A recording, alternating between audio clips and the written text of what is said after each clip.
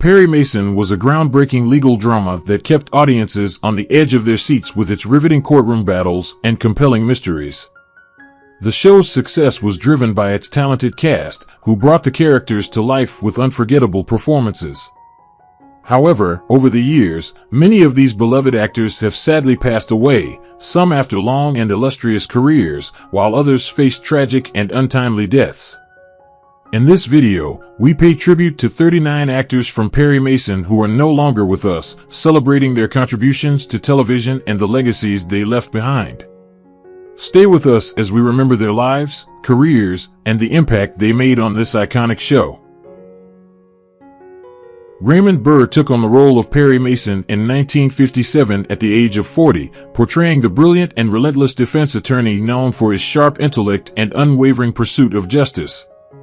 While Mason was a pillar of strength, Burr's real life was filled with secrecy and sorrow.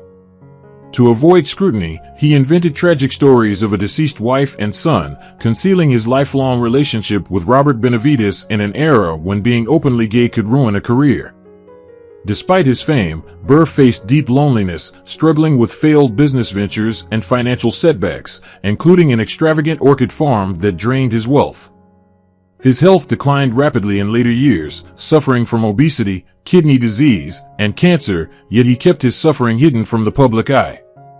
He passed away on September 12, 1993, at the age of 76 from liver cancer, carrying his secrets and burdens to the very end. Perry, for the love of Pete. Paul, I've got a gun here I want you to trace. 38 Colt, snub nose. Serial number 17474. William Hopper brought the charming and resourceful private investigator Paul Drake to life in 1957 at the age of 42, effortlessly portraying a suave detective with a keen eye for detail.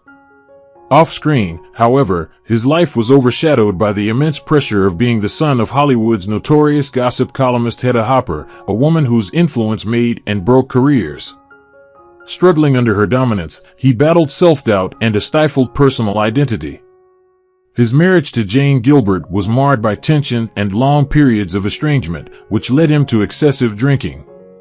As years passed, his health declined due to years of stress and neglect.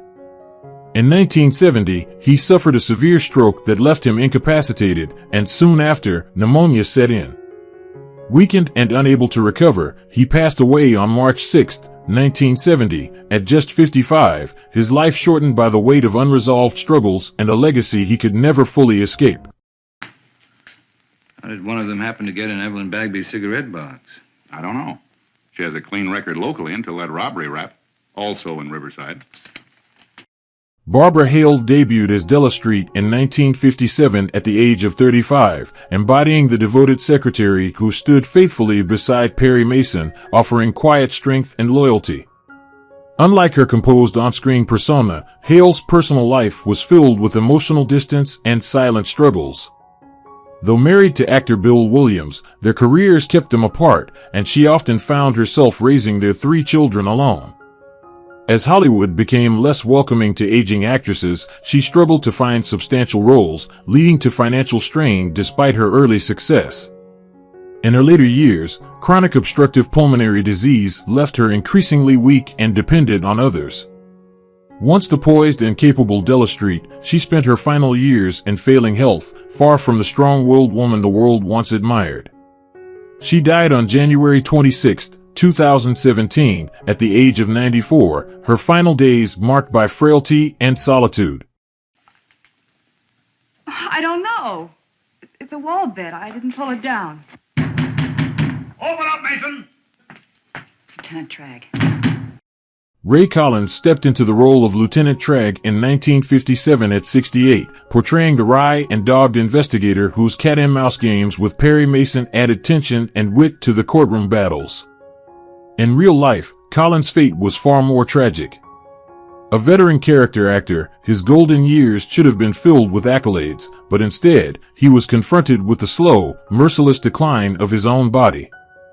As emphysema ravaged his lungs, his once commanding voice grew weak, forcing him to leave the show he had given so much to. His final years were marked by isolation and financial struggle, as medical expenses drained his once comfortable earnings. Stripped of his ability to act, the very craft that had defined his existence, he languished in obscurity, his calls for work unanswered, his name fading from memory. As he gasped for breath, struggling against the relentless grip of disease, he passed away on July 11, 1965, at the age of 75. All right, Mason. You said last night you wouldn't let me talk to Miss Bagby unless I was prepared to arrest her, and I'm prepared now. William Talman took on the role of Hamilton Berger in 1957 at the age of 42, playing the ambitious and often frustrated district attorney who constantly found himself defeated by Perry Mason. His real life was equally filled with harsh battles.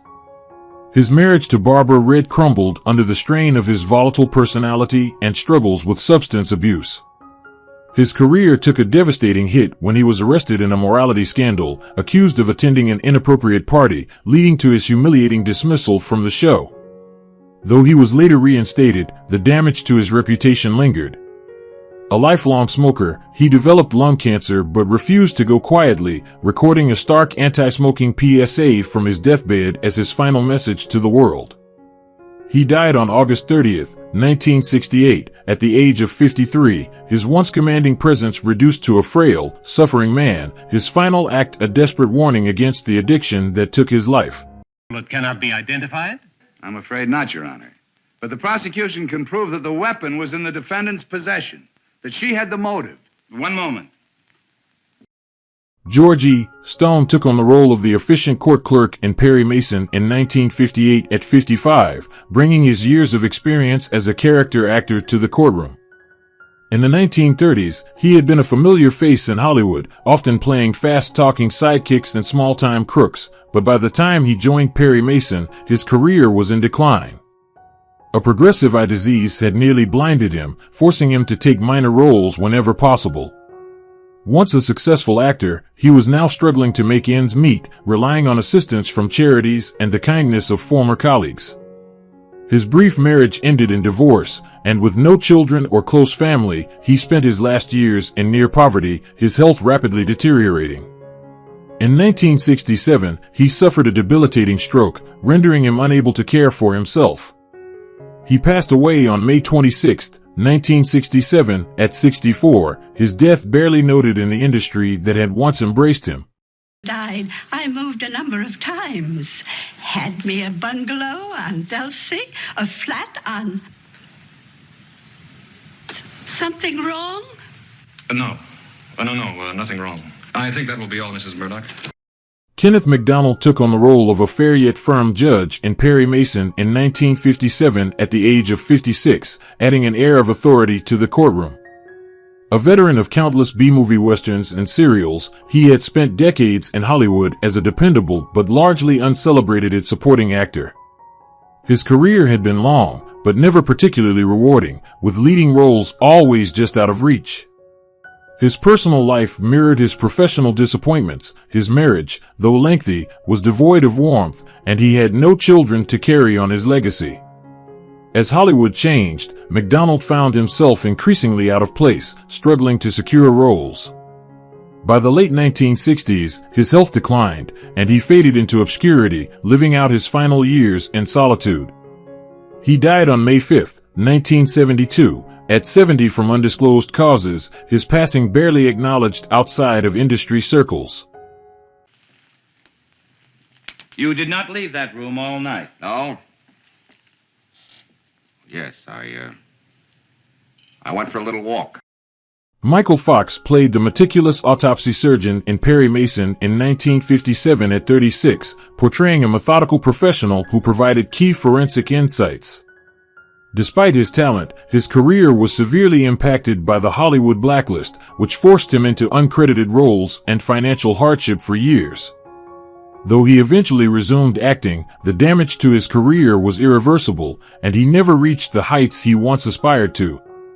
His personal life was equally tumultuous. His marriage suffered under financial strain and ended in separation, leaving him without a stable family life. With no children and few close friends, he spent his later years in increasing isolation. As his health worsened, he faced mounting medical issues, ultimately succumbing to pneumonia on June 1, 1996, at 75.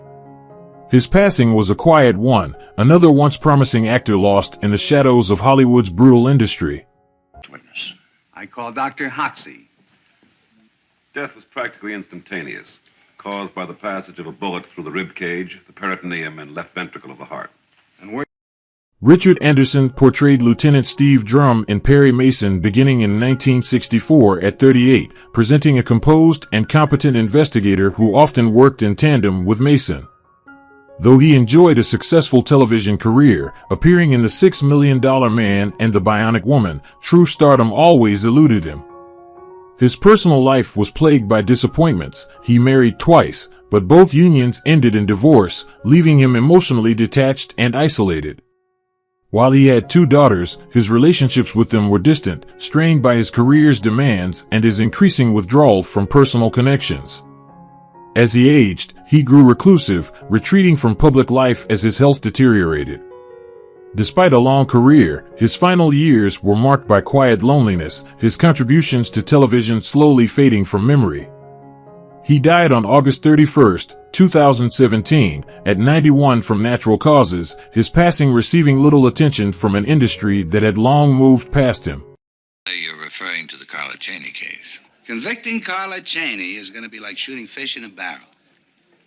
As a matter of fact, by comparison, the fish has a sporting chance. Willis Bouchey took on the role of the authoritative judge in Perry Mason in 1960 at the age of 53, portraying a figure of unwavering control and measured justice. His character was a pillar of the courtroom, ensuring fairness prevailed. Despite a prolific career spanning over 150 films and TV shows, Bouchey remained a background figure in Hollywood, never achieving the recognition he longed for. This lack of stardom weighed heavily on him, leading to periods of depression. His marriage to Margaret Worley was marred by financial struggles and emotional detachment, and with no children to provide solace, loneliness crept in. As he aged, he suffered from declining health, exacerbated by the industry's indifference toward aging character actors. Isolated and battling chronic illness, he withdrew from the world. On September 27, 1977, he passed away at the age of 70, his cause of death undisclosed. His passing went largely unnoticed, a quiet ending to a life spent in the shadows of greater fame. The other one on the wall. How many bullets were found remaining in the magazine? 5. The load is 8, then 3 shots might have been fired. Well, there's no... John Gallaudet played the discerning judge in Perry Mason from 1959 at the age of 56, embodying a character who was both sharp-witted and perceptive, able to see through legal trickery. Off-screen, Gallaudet was a workhorse of Hollywood, appearing in over 300 roles, but always in the background. This reality gnawed at him, as he yearned for the recognition that never came. He married twice, but both unions were troubled. His devotion to his career left little room for personal connection. His second wife, Frances, remained with him, but their relationship grew distant. His daughter became estranged, tired of playing second to his ambitions. In his later years, severe arthritis crippled him, making even simple tasks unbearable. As roles dried up, he retreated from the industry, living in quiet obscurity. On November 5, 1983, he passed away at the age of 80. His death received little attention, and his cause of death was never publicly disclosed, his life's work largely forgotten. Yes, sir, that's right. Now, Mr. Brigham, I want you to read for us, please, the last 2 entries in this notebook made on the night of the murder. Morris Ankrum became Perry Mason's steadfast judge in 1957 at the age of 60, bringing a firm, no-nonsense approach to the courtroom. His character reflected his own rigid persona, strict, logical, and deeply committed to the law. Before acting, he was a respected economics professor, but the lure of Hollywood led him to a career often confined to authority figures. Though consistently employed, true fame eluded him, and he privately lamented being typecast. His marriage to actress Joan Wheeler was outwardly stable, but distance grew between them over the years, worsened by his demanding career. His relationship with his only son, David, suffered as well, as Ankrum prioritized work over fatherhood. Plagued by an intestinal ailment, he spent his final years in increasing pain, enduring one failed treatment after another. Weakened and exhausted, he suffered a fatal heart attack on September 2, 1964, at the age of 67. His death, like much of his career, was met with little fanfare, his decades of work quickly fading from memory. If it please the court, I should like to test Mr. Redfield's thesis. Dan Tobin joined Perry Mason as the meticulous Terence Clay in 1964 at the age of 54, bringing a sharp intellect and keen observational skills to the role. His character was precise, almost obsessive in detail, much like Tobin himself. Though his career spanned decades, he remained confined to minor roles, never securing the breakthrough he had hoped for. This frustration seeped into his personal life, creating a quiet bitterness. His marriage to screenwriter Jean Holloway endured, but their bond lacked warmth, and they never had children. As the years passed, his professional disappointments mounted, and he turned to alcohol as a coping mechanism. His health suffered, and a long, undisclosed illness left him weak and bedridden. On November 26, 1982, he died at the age of 72, his passing barely noticed in an industry that had already moved on.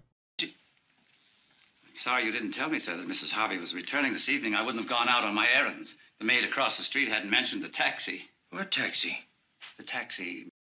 Grandon Rhodes brought wisdom and a composed demeanor to his role as judge in Perry Mason, beginning in 1957 at the age of 53.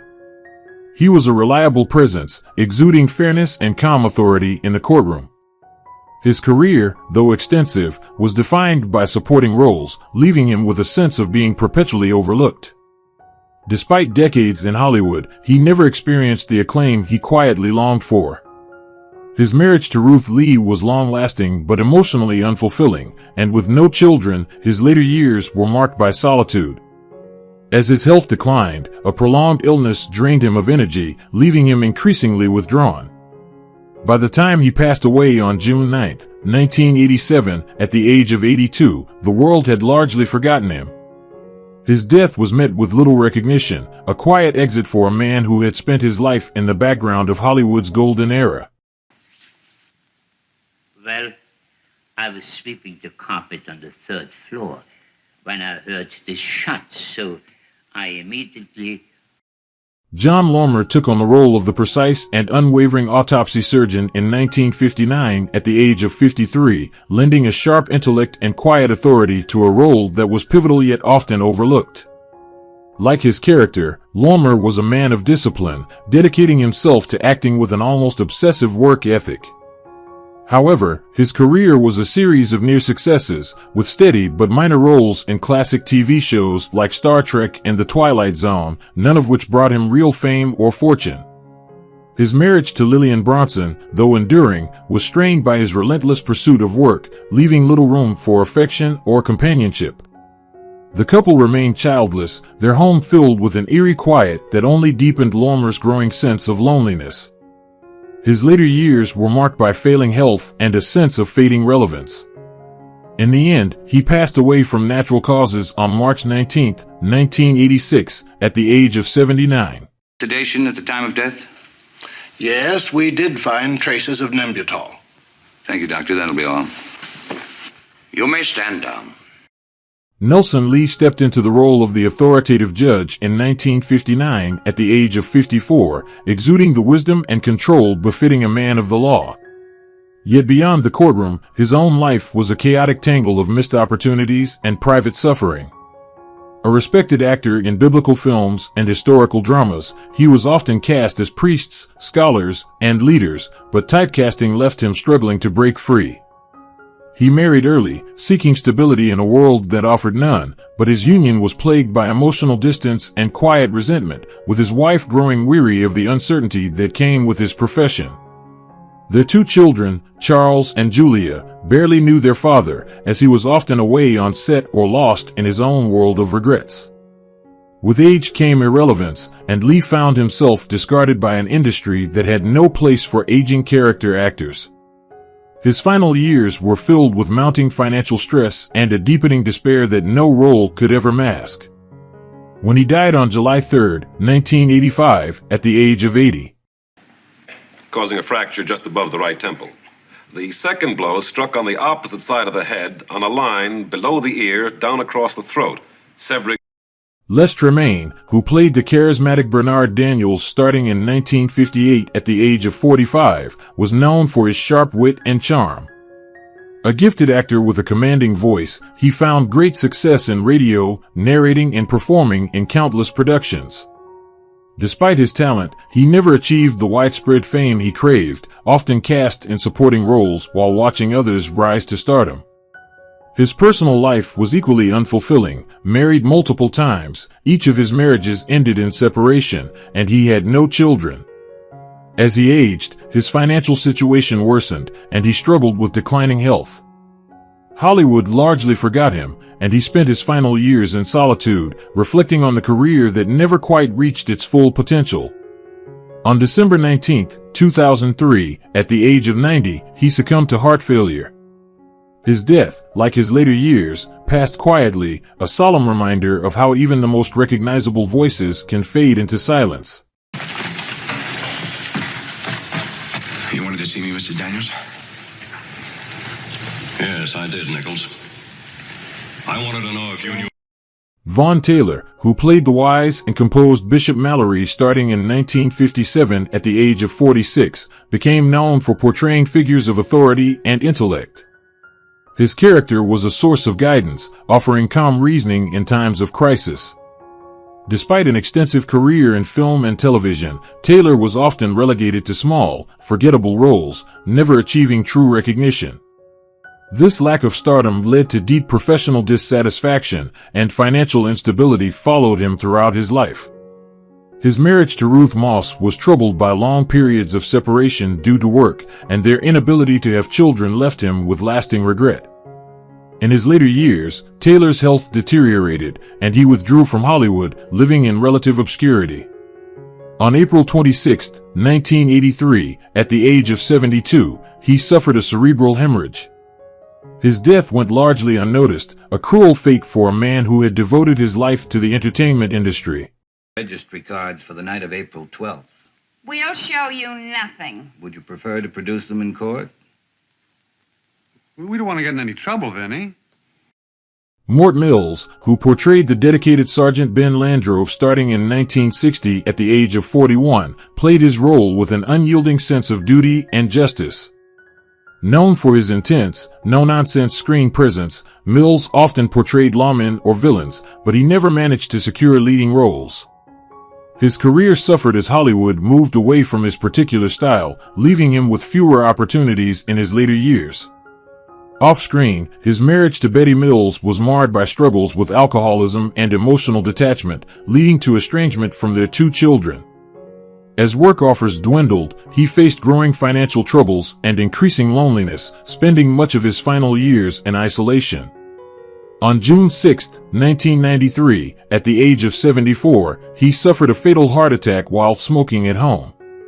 Tragically, the cigarette caused a fire, engulfing his residence and sealing his painful end, an ironic and devastating conclusion for a man who had spent his life playing hardened, resilient characters.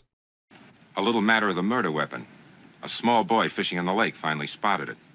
You have the gun? Yes, and it puts the clincher on our case.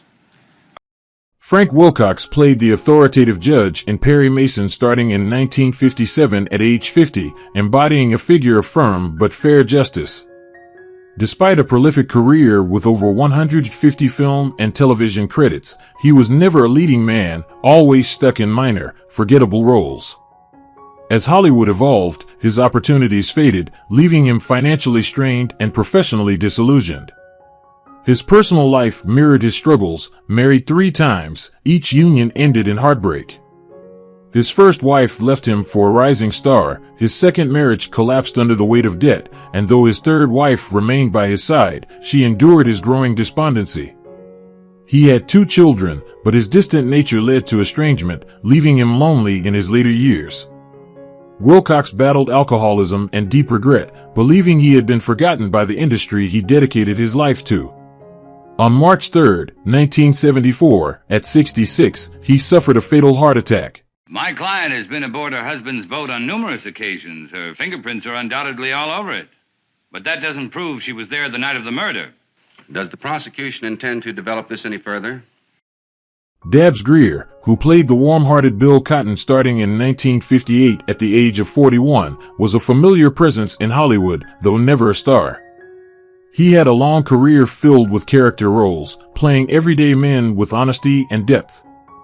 Despite his extensive work in film and television, he remained in the background, never achieving leading man success.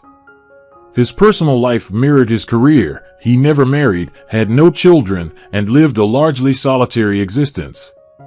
As he aged, his health declined, and he battled severe heart disease and renal failure, with few friends or family to support him. By the time of his death, he had become one of many actors quietly forgotten by the industry he had served for decades.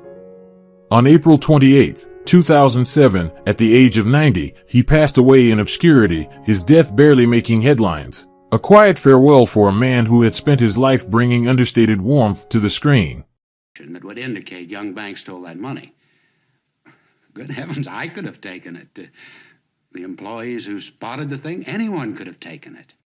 Douglas Dick portrayed Dane Grover in Perry Mason starting in 1957 at age 37, known for his sharp intellect and ability to solve complex legal matters. Despite his early success, Dick grew increasingly disillusioned with Hollywood, leaving acting in the early 1960s to pursue a career in writing.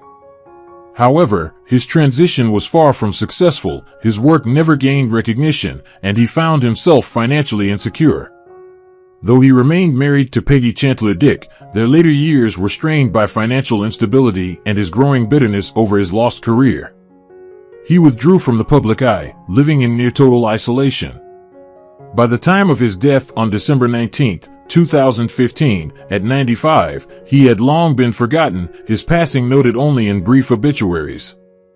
His life, once filled with promise, ended in quiet obscurity, a stark contrast to the sharp-witted character he once played. Society page. If you're not going to stand by her, make the break now. Don't wait till she goes to trial. I don't like being pushed, Mr. Mason, by you or my family. I'm asking only for your help. Wesley Lau stepped into the role of Lieutenant Anderson in Perry Mason in 1961 at the age of 40. Embodying a meticulous and dedicated police officer who often worked alongside Mason in uncovering the truth. Before this, he had built a respectable but unremarkable acting career, struggling for recognition in Hollywood's fiercely competitive landscape. Despite his talent, he never achieved true stardom and often found himself typecast in law enforcement roles. His personal life was equally troubled. His first marriage ended in a bitter divorce, and his second, while initially promising, became strained due to financial difficulties and his increasing battle with depression. He had no children and spent much of his later life in solitude, grappling with declining health and professional disappointments. As roles became scarce, he withdrew from the public eye, his once promising career reduced to occasional guest spots. He passed away on August 30, 1984, at 63 from heart failure. Douglas Evans played the principled and fair-minded judge in Perry Mason starting in 1957 at the age of 53, embodying the unwavering sense of justice that his character represented. Yet outside the courtroom, his life was anything but stable. His early acting career showed promise, with supporting roles in films during the 1940s, but his Hollywood trajectory never reached the heights he had envisioned. He turned to television as a means of survival, taking on guest roles that paid the bills but never secured his future. His personal life fared no better. His marriage to actress Dale Evans ended in quiet despair, both partners realizing too late that love had long since faded. Without children to anchor him, Evans drifted into a solitary existence, his days filled with regret and a gnawing sense of failure. As his career waned, so did his health, and by the time he passed away on March 25, 1968, at the age of 64, even the cause of his death remained a mystery. Pitt Herbert took on the role of the meticulous autopsy surgeon in 1959 at the age of 45. Bringing a quiet intensity to a character who held the power to reveal the truth behind mysterious deaths. Though his character was essential in providing crucial forensic evidence for Mason's cases, Herbert himself remained largely unseen, a background figure in Hollywood and in his own life. His acting career never reached great heights, leaving him typecast in minor roles that paid little and offered no security. His personal life was marked by disappointment. His marriage to actress Marjorie Bennett was strained by financial instability and long separations, as she found steadier work than he did. Their home life was far from peaceful, filled with silent resentment and growing emotional distance. As the years passed, his body betrayed him, first with the creeping paralysis of ALS, then the devastating diagnosis of leukemia. He died on June 23, 1989, at the age of 74. Richard Gaines first appeared as the insightful judge in 1958 at the age of 54, embodying the stern yet fair-minded authority figure who presided over Perry Mason's many cases. In stark contrast to the stability of his on-screen persona, his real life was anything but orderly. A gifted character actor, he found early success in films like Double Indemnity, 1944, but by the time he joined Perry Mason, his career was already in decline. Hollywood had moved on, leaving him scrambling for roles that barely sustained him. His personal life mirrored his professional struggles. His marriage to Elizabeth Doubleday crumbled under the weight of his growing depression and financial woes. His relationship with his only son, Richard Jr., was distant at best, as his inability to provide left him feeling like a failure as a father. As he aged, he withdrew from the world, retreating into isolation, his once powerful voice reduced to silence. He passed away on July 3, 1975, at the age of 70. The exact cause of his death remains undisclosed. William Boyett portrayed Buck Osborne in Perry Mason starting in 1957 at age 30, a role that reinforced his on-screen persona as a steadfast, law-abiding figure. Though he worked steadily in television, he was typecast and never found the breakthrough role he longed for. This professional frustration bled into his personal life, where his marriage grew increasingly strained. His wife resented his unstable income, and despite having one son, Boyett was often absent, causing a lifelong emotional distance between them. As he aged, his health rapidly declined, kidney failure and pneumonia weakened him, leaving him dependent on caregivers. By the time he passed away on December 29, 2004, at 77, he had become a forgotten name in Hollywood. His final years were spent in obscurity, burdened by regret that his career never reached the heights he once dreamed of. Who is your favorite character in Perry Mason? How do you feel knowing that the actors have passed away? Feel free to leave your thoughts in the comments below. If you enjoyed this content, don't forget to like, subscribe to the channel, and hit the bell so you don't miss future videos. Thank you so much.